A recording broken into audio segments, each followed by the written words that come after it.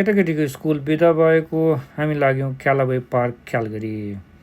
गजबको रमाइलो छ। थरी थरीका घुमाउने पिङ, रोटे पिङ, चक्रे पिङ, तर्साउने गरेको अत्यास लाग्ने वातावरण। कुनैले माथिबाट तल पछार्छन् जस्तो कि यो फ्री फल, अरू कुनै भने डुङ्गा जस्तो हल्लाउने, पछार्ने, घुमाउने। अल्टिमेट उद्देश्य भनेको चाहिँ डरलाग्दो वातावरण क्रिएट गर्ने, एकछिनका लागि तर्साउने।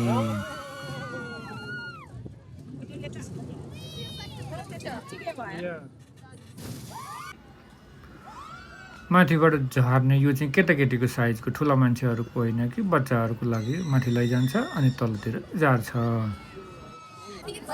रोलर कोस्टर भन्दा पनि तर्साउने गरेको, खुल्ला भएर होला यो डुङ्गा चाहिँ असाध्यै डरलाग्दो स्केरी।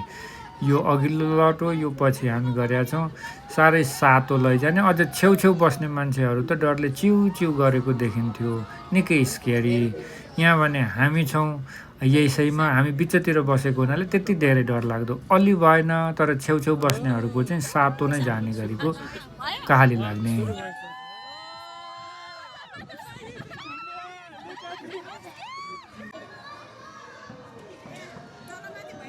तलमाथि त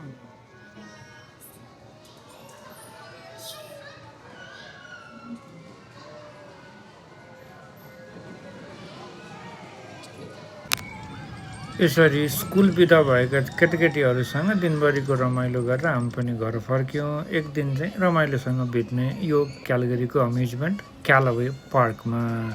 गजबको रमाइलो हुँदो रहेछ। यो रोलर कोस्टर सबैभन्दा बढी सातो लैजाने खालको हुँदो रहेछ। तर यो खेल्नका लागि चाहिँ लाइन असाध्यै लामो बस्नुपर्ने, करिब 1.5 घन्टासम्मको। यो स्विमिङ पुलको वरिपरि फनफनी घुम्ने अर्को रमाइलो, घुमिरहन मजा आउने पानीमा।